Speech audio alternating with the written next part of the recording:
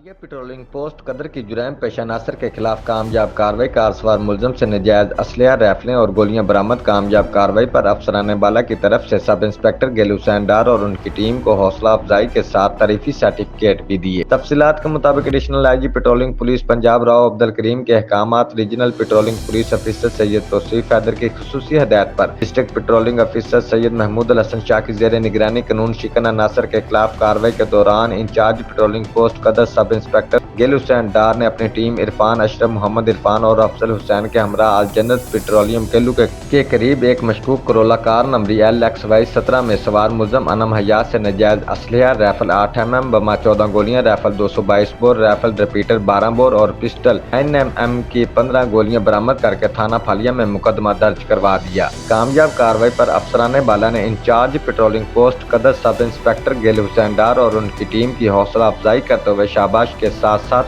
تعریفی certificate بھی دیے۔ Report میرا Aqeel Ahmed Qaumi, bureau chief Geo express news, مجھے